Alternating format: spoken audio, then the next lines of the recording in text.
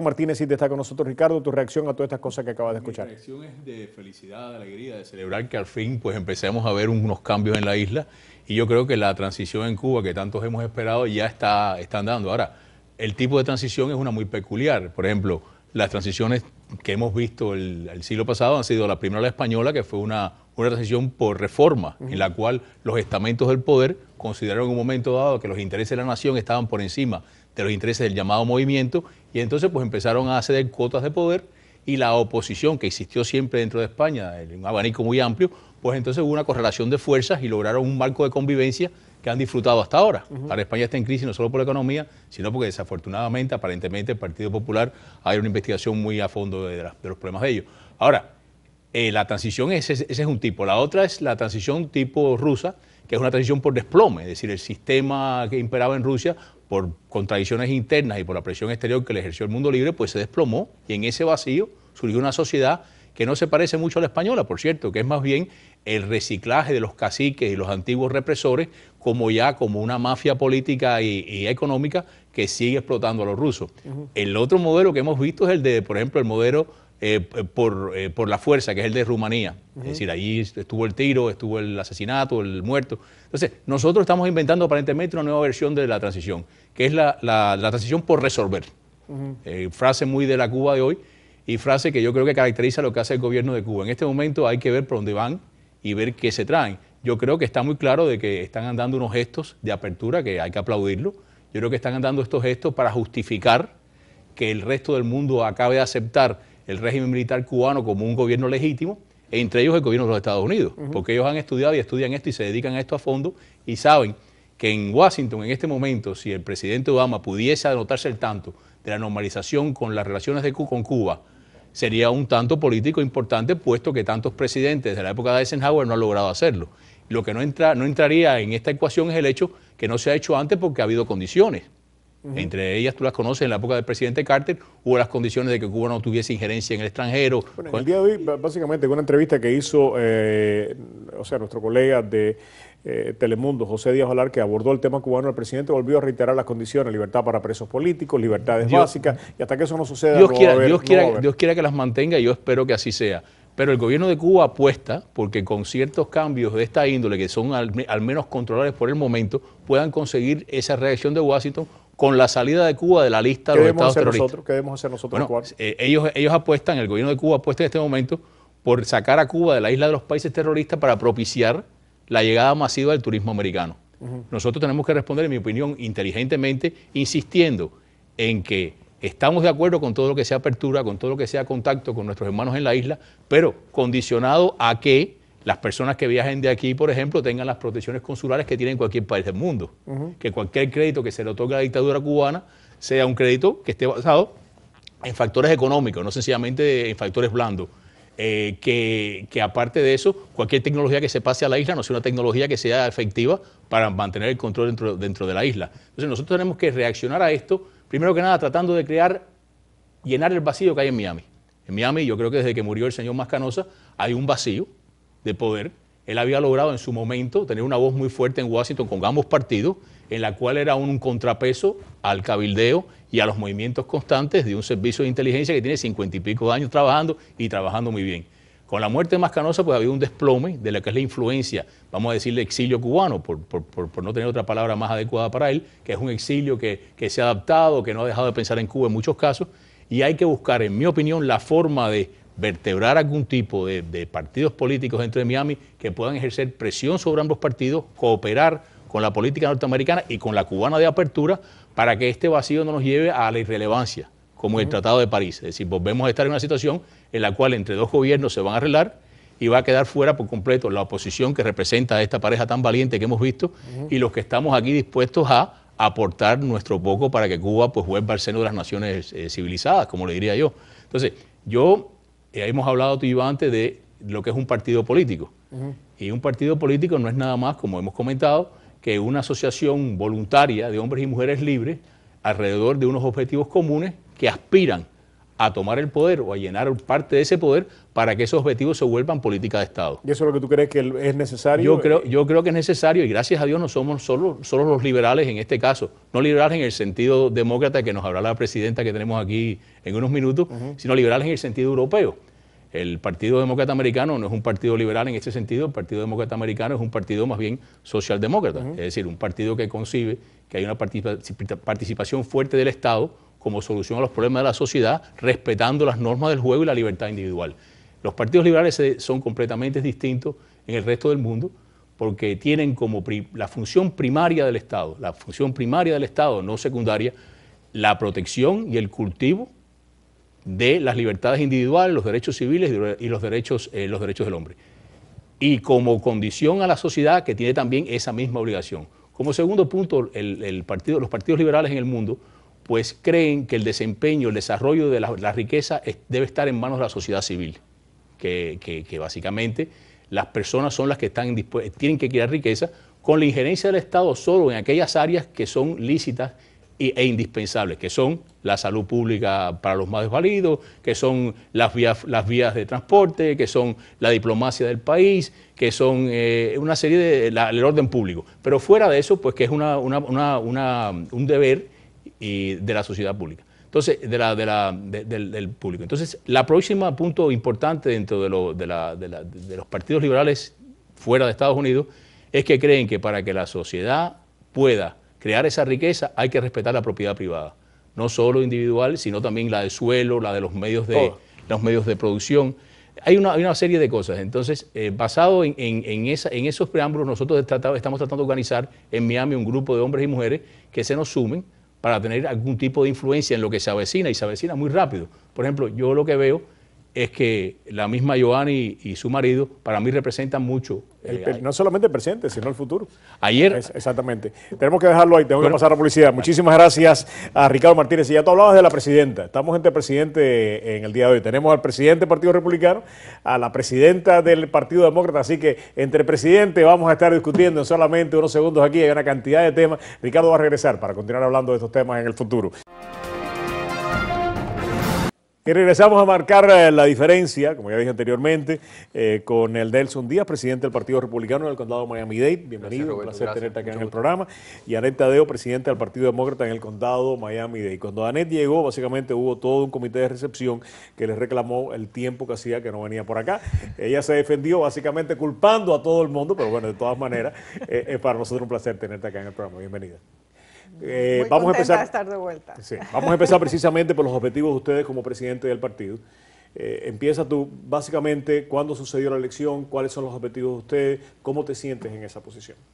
Bueno, nuestra elección sucedió en diciembre 3 para ser exacta, y tenemos muchos objetivos. Obviamente el objetivo número 1 es continuar con la campaña de puerta a puerta y de continuar hablando con los votantes que hizo la campaña de Obama. Entonces no vamos a parar, vamos a continuar hablando con los votantes, vamos a continuar con esa conversación, especialmente ahora que estamos tratando de pasar esta ley de inmigración integral, que es muy importante especialmente para nuestra comunidad.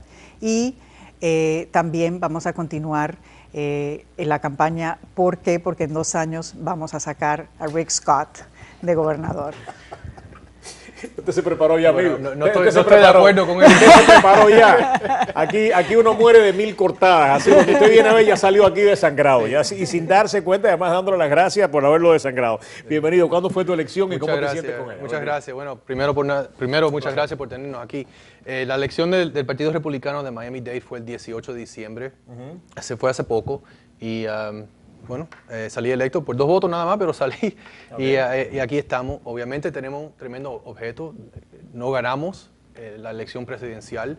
Tenemos mucho trabajo que hacer con los hispanos y con las mujeres. Y estamos trabajando duro. No vamos a perder otra vez. Y el objeto número 1 de nosotros es mantener nuestro gran gobernador, Rick Scott, y asegurar que el Charlie Crist, que habla de la boca por dos lados, que Charlie Crist no sale electo. ¿Tú crees que no salga electo? Bueno, primero que todo, ni siquiera es un candidato. Ajá. Entonces yo ni siquiera sé quién va a ser el candidato demócrata todavía. Pero antes de pasar a eso, quiero decirle a Nelson felicitaciones. Muchas gracias, igualmente. Sí, te deseo un poquito de buena suerte, pero no mucho. No mucho, igualmente. Gracias. Pero en serio, felicitaciones y espero que podamos trabajar juntos porque realmente estoy seguro que tanto tú como yo, o sea, los dos necesitamos que los dos partidos salgan adelante y que los que salgan electos trabajemos juntos. Bueno, el problema con Washington ahora es que Washington está roto, porque muchos de los políticos siempre se pasan el tiempo peleándose, los republicanos y los demócratas peleando. Hay que trabajar juntos, no hay duda. El pueblo americano demanda que trabajen juntos y es verdad, hay que trabajar juntos. Tienen que empezar a trabajar juntos porque si no, no van a cumplir bueno, nada. lo estamos viendo con la inmigración. Sí. Lo estamos viendo que después de que el senador Rubio dijo cosas diferentes cuando fue candidato, ahora ha cambiado, ha evolucionado en su parecer. Estoy muy contenta de ver eso. Y estamos viendo a republicanos que están evolucionando, no todos, pero muchos. Y entonces ojalá que podamos ver la ley de inmigración integral pasar, porque eso es muy importante para nuestra comunidad y para la economía de nuestra comunidad. Bueno, es verdad, este país es único en el mundo por las contribuciones de los inmigrantes, de generaciones de inmigrantes a este país. Y tenemos que seguir atrayendo los inmigrantes. Pero tenemos, como dice el senador Rubio, tenemos que tener una ley legal y justo que reconoce la familia y que reconoce los talentos de los inmigrantes. ¿Qué quiere decir ponerse en la cola? Ponérsela. Eso es un tema político. Tú eres abogado, decir... básicamente, porque una de las cosas que más a mí me preocupa es cuando dicen hay que ponerse en la cola. No entiendo qué quiere decir ponerse. Bueno, no es una cola en realidad, una cola. No es una cola real. No una cola real. Es una cola metafórica. Es metafórica. Quiere decir que hay un proceso legal que hay que seguir para ser residente. Eso es lo que quiere decir. Pero que hay que empezar el proceso. Pero eso es normal. Normal. Lo que una persona hace si quiere venir a este país legalmente es empezar un proceso. Eso es lo que quiere para decir. la ciudadanía, ¿está el Partido Republicano de acuerdo en que estas personas tengan los mismos derechos que cualquier otra persona que se haga residente? Y eso es lo que a mí me preocupa. Porque una de las cosas, y después quisiera saber tu opinión en esto también, Anet, es que hay algunos republicanos que están diciendo lo primero que tenemos que hacer es asegurar la frontera. Yo no entiendo la métrica que hay que utilizar para poder asegurar la frontera, que eso quiere decir que pasen 5,000, 2,000 personas, que no pase nadie, que el muro tenga 8 pies o 18 pies. Es lo que no entiendo. Y eso me preocupa, que de pronto tengamos nosotros, a expensas de cumplir unos objetivos inalcanzables y cuya métrica todavía yo no entiendo muy bien y creo que nadie, pues que tengamos un grupo de personas residiendo en los Estados Unidos, pero con un estatus de persona inferior, que no pueden alcanzar los mismos objetivos legales que cualquier otra persona. Y eso me preocuparía muchísimo. Y es lo que algunos republicanos están diciendo, me parece entender que están diciendo. Bueno, primero, no son inferiores. Obviamente, si una persona llega aquí ilegalmente, debe de empezar el proceso de legalizarse, ¿no? No es una persona inferior. Ahora, hizo algo ilegal. En cualquier país, una persona que hace algo ilegal hay penalidades. Entonces, si alguien viene aquí ilegalmente, hay unas penalidades. Hay alguna gente que quisieran deportarlo. Yo no soy de esa opinión. Deben de haber una penalidad porque hicieron algo incorrecto, ilegal, todo el mundo obviamente. Pero deben de poder tener el poder de empezar el proceso para ser legal, para ser residente y últimamente ser ciudadano. No pueden ser criminales en otro Totalmente país. De acuerdo. Y pero tienen que pagar los impuestos que deben. Además, una pregunta para pasar, Ana. Sí, bueno. ¿Tú estarías de acuerdo que en que el día que esas personas ya pues toman básicamente le dicen, ok, está bien, perfecto, usted califica, usted no es una persona criminal, usted no tiene récord, usted no es nada. Hoy es el día número 1 de usted. A los 5 años, y le dan una residencia. A los 5 años esa persona se puede hacer ciudadano como se puede hacer cualquier hijo de buen vecino. ¿Sí? ¿Tú estarías de acuerdo con eso? Siempre y cuando no sea criminal, Claro, paga los supuesto. impuestos, paga la pero eso penalidad. para cualquier otra persona. Anet. Yo lo que quería resaltar es que la última vez que tratamos de hacer una reforma integral fue cuando teníamos a Bush de presidente. Bush trató con nuestro propio senador de la Florida, que también trató muchísimo y lo admiro mucho por haber tratado. Y también McCain era parte de esto y obviamente teníamos a Kennedy, que era la parte de los demócratas estaba tratando. Y lo interesante es que no se pudo pasar, pero Lo que sí mucha gente no sabe es que la parte que, a pesar de que la ley no pasó, la parte que sí llegó a suceder es la frontera. Todo lo que ellos escribieron en esa ley que no pasó, todo lo que querían lograr con la frontera, o sea, de que querían tanta cerca, querían esto, querían que tuvieran tantos policías, querían que tuvieran tantas patrullas, que querían que todo lo que tú ves ahí lo lograron. Bueno, fíjate, porque pusieron el dinero necesario en el Congreso para que lo pudieran hacer en la muralla, pusieron la muralla, o sea, todo esto se logró, a pesar de que no se pasó. Entonces todo lo lograron. Y a pesar de todo esto siguen hablando de que no, que la frontera, pero si todo lo de la frontera de hace años ya se logró. Y a la prueba, yo creo que hay que mejorarlo. Hay algo que y nadie está diciendo que no, que hay que continuar con eso, pero de todas maneras lo que yo estoy diciendo es que es interesante. Exacto, se cumplió, pero eso no lo estamos hablando. No estamos hablando de que eso ya se hizo. Lo que querían lograr es algo difícil, es enorme la frontera esa. Pero interesantemente esa parte sí, a pesar de que no se pasó la ley, esa parte sí la lograron, esa parte sí le pusieron el dinero necesario, esa parte sí le pusieron el énfasis necesario para poner el dinero necesario. En cambio, la parte humana, la parte de la gente que está aquí, que necesita la ayuda, que necesita sacar sus papeles, que necesita poder sacar a sus hijos adelante, esa parte sí no, ha quedado atrás por todos estos años y es hora de que esta parte también sea hay que considerar todo. Quisiera abordar con ustedes un tema que me parece importante. Todo parece indicar que vamos a tener una ley de inmigración antes de que termine el año. O sea, los republicanos, como dijo McCain, la necesitan. Si no, básicamente van a estar relegados a ser un partido bastante, o sea, insignificante por el resto de este siglo. ¿Qué van a hacer ustedes? ¿Cuál es el mensaje de ustedes después que se termine la cuestión migratoria? ¿Tienen ustedes un mensaje para los hispanos? ¿Y cuál es ese mensaje? Bueno, sí, el mensaje del Partido Republicano es que todos debemos de gozar de las mismas oportunidades. No nos debemos dejar ser divididos entre ricos y pobres. El Partido Republicano es el partido de todos. El partido de las empresas. Muchos hispanos en Miami-Dade. ¿Ustedes no son el partido del 47%? No, somos el partido del 100%. Okay. Déjame ser claro que somos el partido del 100%.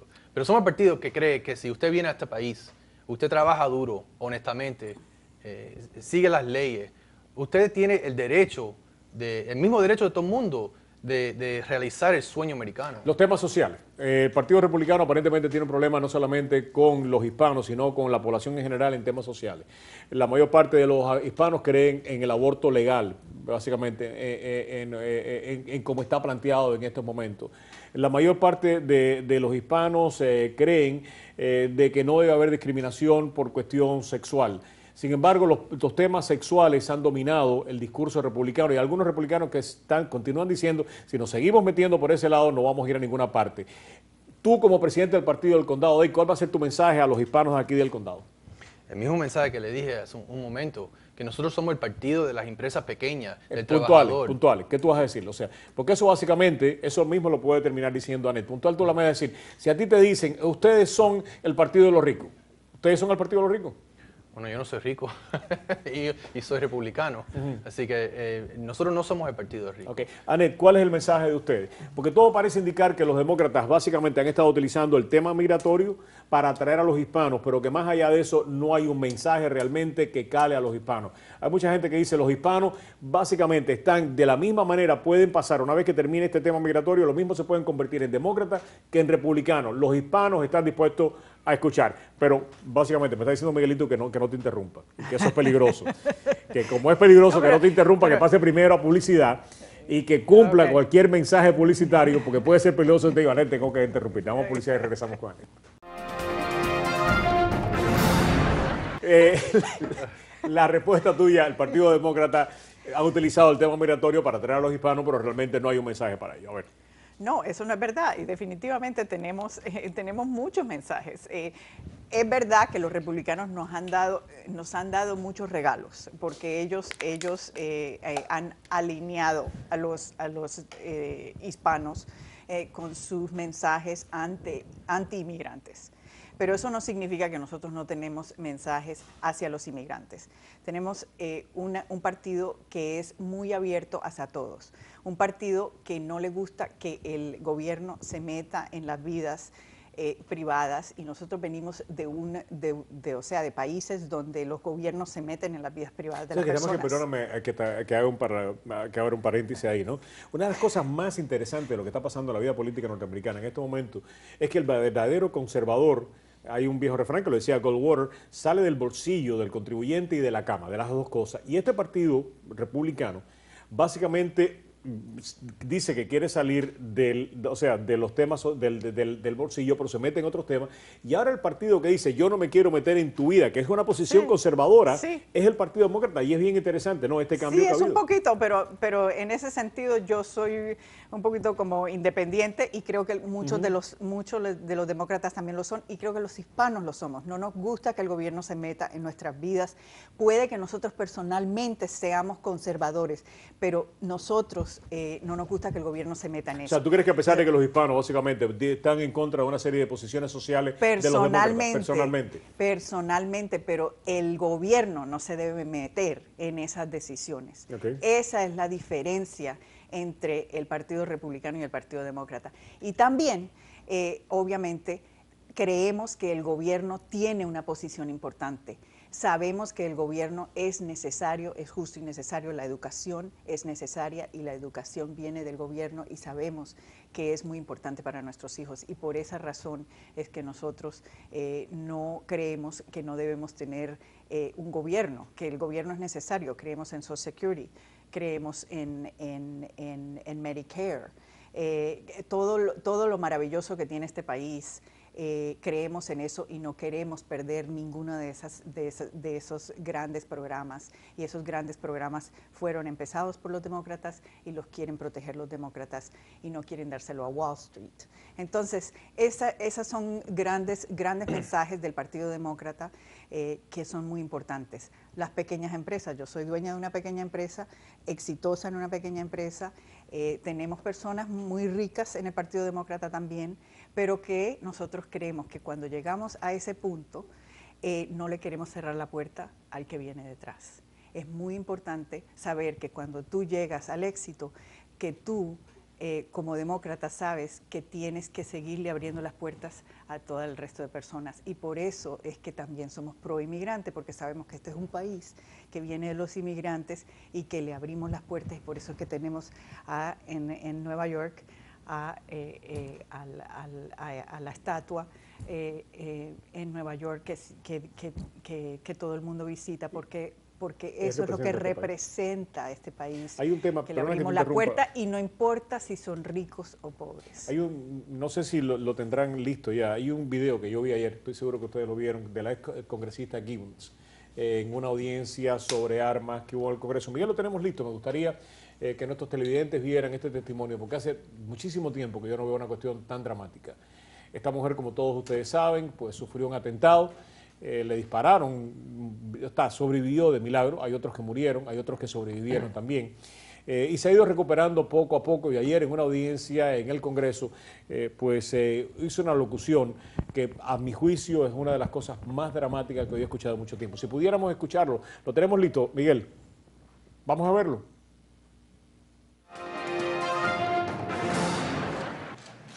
Thank you for inviting me here today. This is an important conversation for our children, for our communities, for Democrats and Republicans.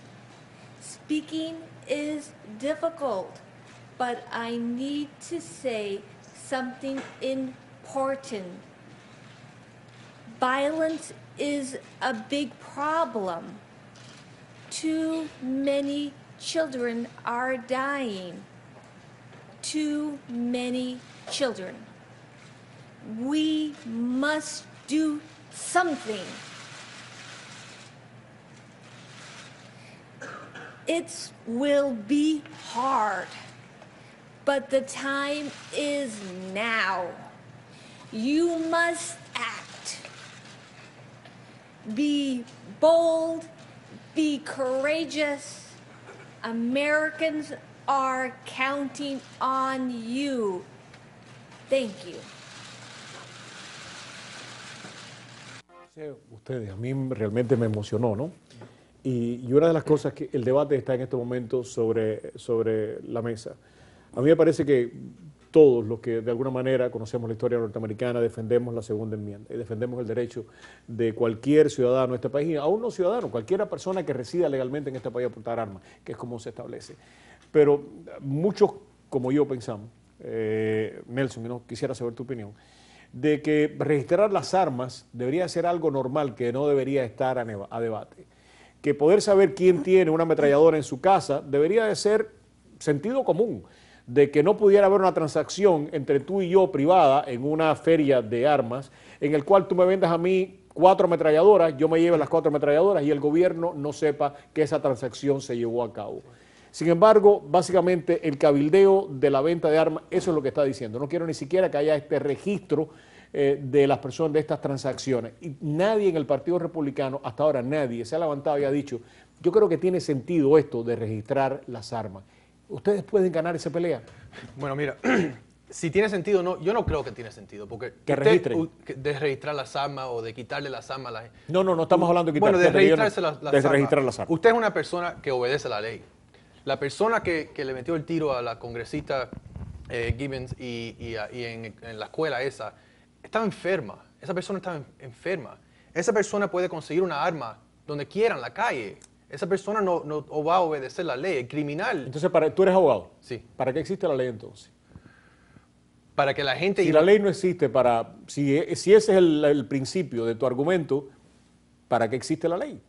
Porque de todas maneras, si las personas decentes van a cumplir con la ley y los criminales la van a violar, ¿para qué tenemos leyes? Para mantener orden. Y entonces ese mismo principio... Los criminales nunca... Pero ese mismo principio que tú como abogado crees que es normal para otras cosas, no sería normal también para las armas. Porque es normal para todo lo demás y no es normal para las armas. Pero no es que sea normal o normal. El criminal no va a obedecer la ley de ninguna manera. Ninguna de las leyes que se pasan. Por eso son criminales. Bueno, obviamente. El criminal que quiere desobedecer lo va a hacer de todas maneras. Que sea que haya una registración o no, eso no importa. El criminal no... Claro, pero también entonces no importaría que hubiera... Tenemos que saber que este muchacho que le dio a ella y que mató a su asistente y a toda esa otra gente, él compró estas armas por la internet. O sea, es que es increíble. ¿Y tú crees que él lo hubiese registrado? Lo dudo muchísimo. Pero, es que a mí ¿por qué? ¿Por qué pueden comprar armas por internet? O sea, es algo simple. O sea, a mí me parece el colmo que podemos comprar armas por internet.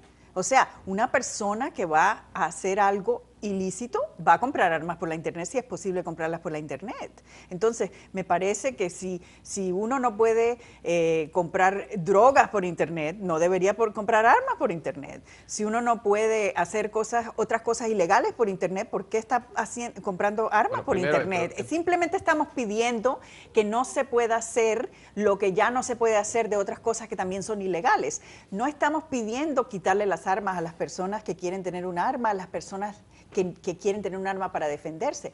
Queremos es que las mismas leyes que se existen para otras cosas que no queremos que personas malas hagan, que también existan para las armas. El problema con eso es que esa persona que casi mató a la congresista pudiese haber comprado la arma donde sea, y si lo hubiese comprado por el internet, él no lo hubiese registrado.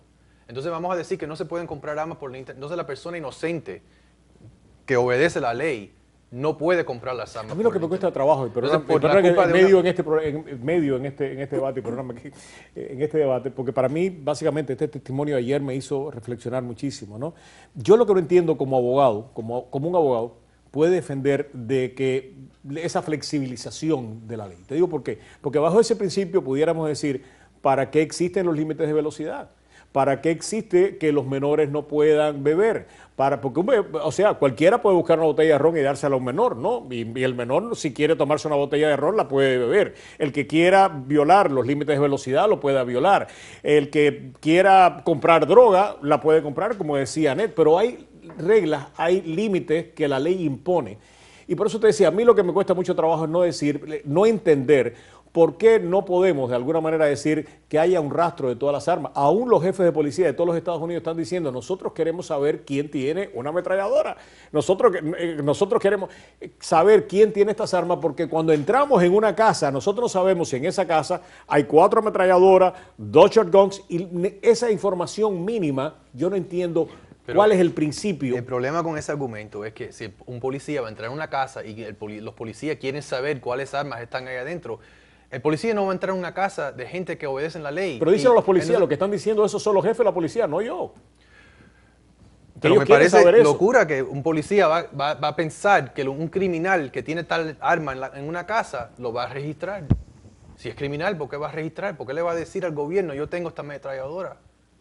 ¿Por qué un criminal va a hacer eso? Y me parece que un criminal no lo va a hacer, por eso es criminal. Entonces la persona inocente que obedece la ley no puede comprar arma por el internet o tiene que registrarlo porque una persona inocente no ha hecho nada mal.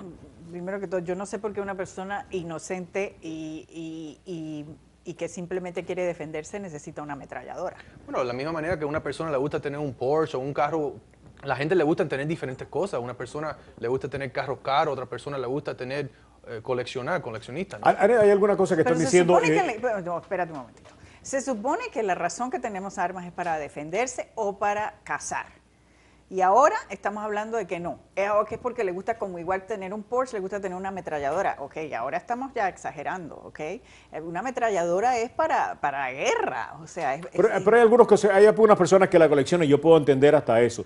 El presidente tuvo que decir el otro día, los progresistas, los liberales deberían de escuchar a las personas que portan armas con más detenimiento, porque aquí hay una tradición de portar armas muy vieja.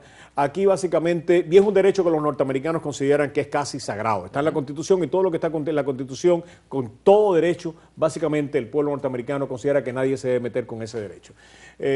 Pero básicamente el presidente ha dicho más, ha dicho, este debate debemos de tenerlo dentro de los marcos ya establecidos. Si tú tienes una ametralladora, no te metas con la ametralladora, sino métete con lo futuro.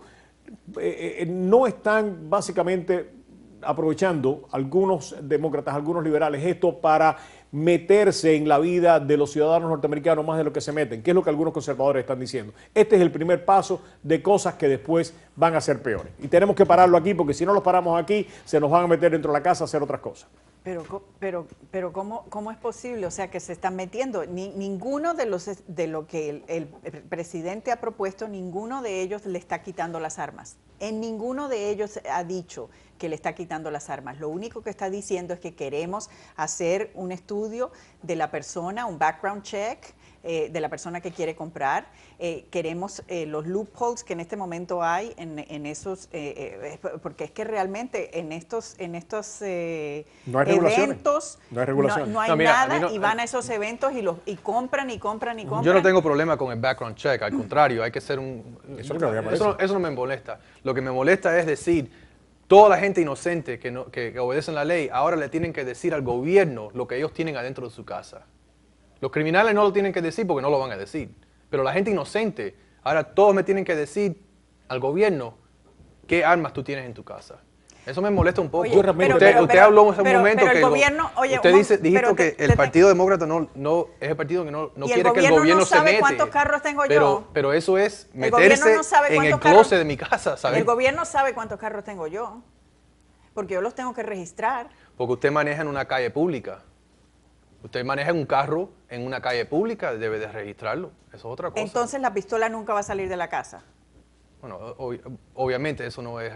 porque puede haber carro coleccionista. Un momentito, si la pistola va a salir de la casa... Pero hay leyes con eso. Si una persona saca una arma de la casa, tiene que tenerlo, no puede estar armado, tiene que estar en una caja. Hay regulaciones que no se puede usar la arma cuando sale de la casa. Yo creo que tiene que hacer una reforma integral. Digo, ¿por qué? Porque de la misma manera que creo firmemente que se deben registrar todas las armas.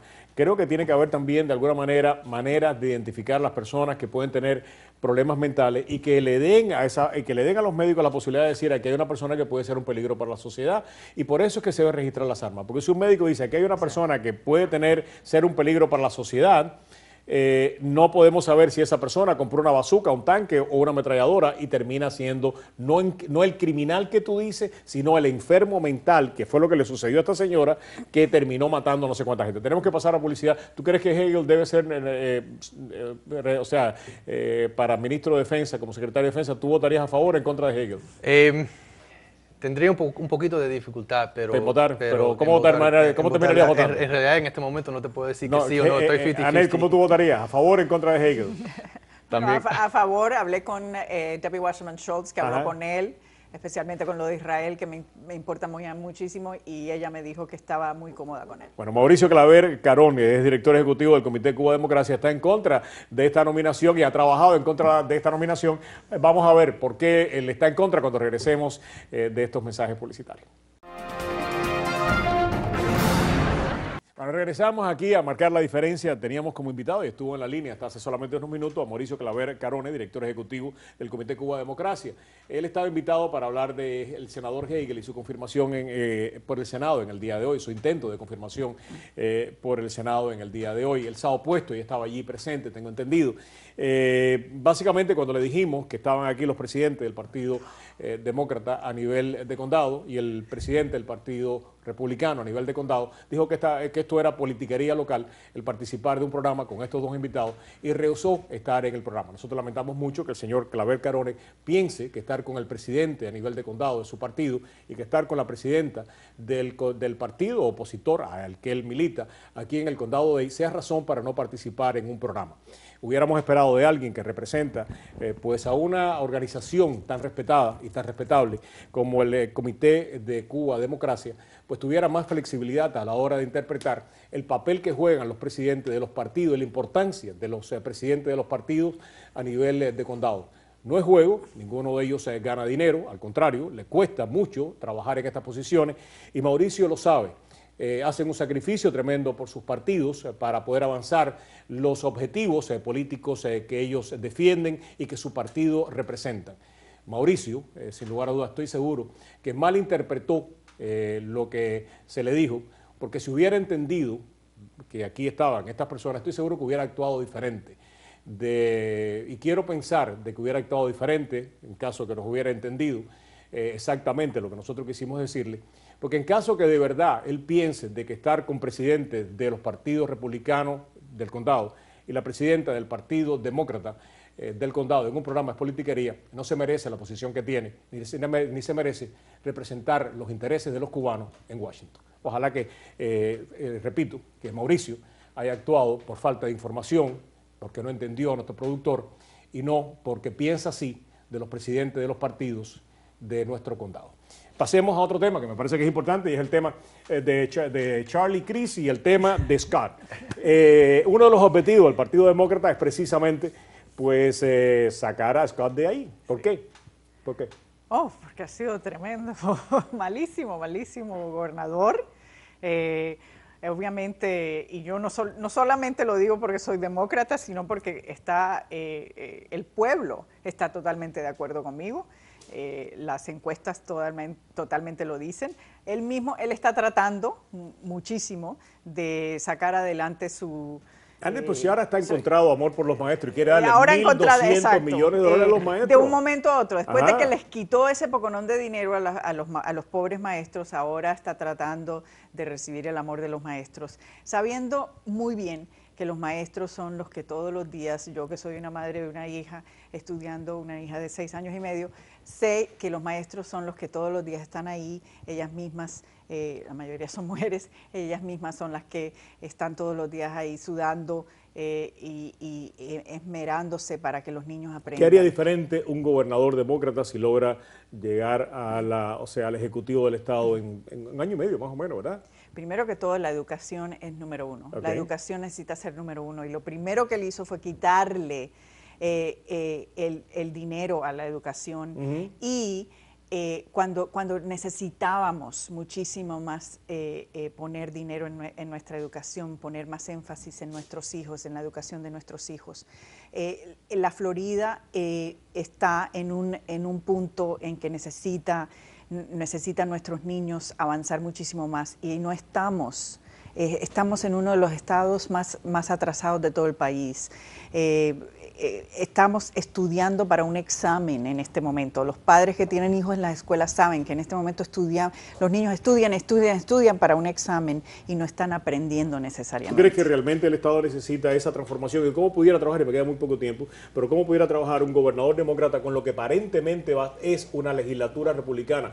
No hay muchas oportunidades de que haya un cambio legislativo. ¿Tú crees que también ustedes van a buscar un cambio en la legislatura para tratar de conseguir por lo menos una de las dos cámaras? Bueno, ya conseguimos cambiar los suficientes números como para hacer un poquito de diferencia. Ya no estamos en la super minoría, sino un poquito más en la ofensiva. Y ahora, sí, vamos a ganar muchísimo más contiendas. ¿Qué es lo que ha hecho que Scott sea el gobernador que tú dices espectacular? Primero que nada, los demócratas le encantan echarle la culpa a otra gente. Ajá. Rick Scott llegó con una economía horrible. Él no le quitó el dinero de los maestros. El dinero no estaba ahí en el presupuesto. El Estado no tenía el dinero, así que él no se lo quitó. Al próximo año, enseguida que había el dinero, le puso $1 billón con B, $1 billón en el presupuesto de educación. Ahora, este año, que hay un poquito más de dinero en el presupuesto del Estado, le va a subir los sueldos quiere subir los sueldos a los maestros. Obviamente, la legislatura tiene que decidir eso. Pero el mayor logro de él. ¿Cómo? El mayor logro del gobernador. ¿Cuál tú crees que es? Será el $1 billón que él puso en educación el año pasado. ¿Cómo será recordado el gobernador? ¿El legado del gobernador cuál tú crees que sea?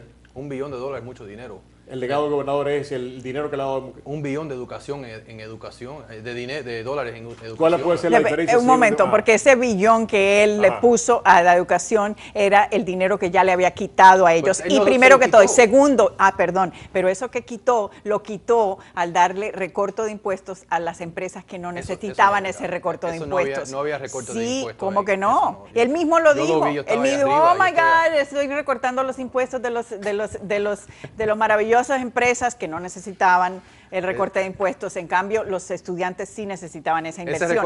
Y cuando se dio cuenta que le estaban bajando, que todo el mundo lo estaba odiando, entonces dijo, tengo que poner ese dinero de vuelta. Y lo puso de vuelta. Y puso solo la mitad de vuelta. O sea, hubo un recorte de impuestos, lo que tú dices que fue para era de familia. Claro, eso no era para los ricos. Los demócratas les gustan dividir. Eso no la gente rica son malas, la gente rica son malas, la gente pobre son buenas. Pero no hay razón por dividir la gente. No debemos de permitir que nos dividen, que ese class warfare así, eso no es recto. Adelante. Pero eran las empresas. Las empresas no necesitaban ese recorte de las empresas pequeñas le necesitaban. Ustedes van a regresar. Perdón, yo soy dueña de una pequeña empresa y bueno, usted no te hacía falta, pero había muchas empresas pequeñas, seguro que están escuchando ahora, que estaban sufriendo. La economía estaba mala. A nosotros, bien mala. A nosotros no fueron a lo mejor no pero te nosotros afectó no la fueron economía. las que le redujeron los impuestos yo fueron creo que las lo que empresas está, básicamente me parece que es bien importante, porque este debate de dónde quitar el dinero, sin lugar a dudas es importante quitar dinero. Todo el mundo sufrió. Exactamente. A todo el mundo menos le quitaron lo que le dinero. rebajaron los impuestos. Bueno, ellos estaban sufriendo. Muchas gracias. Un verdadero placer. Muchas gracias. Ay, no, Ana, gracias un verdadero placer. Nosotros nos vamos, regresamos mañana a la misma hora y por supuesto, si Mauricio Claver Carón quisiera participar del programa para hacer cualquier aclaración, pues para nosotros sería un placer y un honor tenerlo en el programa, como siempre ha sido. Y esperamos que aclare su posición. Me parece que precisamente por la posición que él tiene en Washington, por la representatividad que tiene, sería bueno que aclarara por qué no quiso participar con nuestros invitados en el día de hoy. A todos ustedes, muchas gracias. Hasta mañana. Dios mediante, que Dios nos acompañe a todos. María Julia, nos fuimos.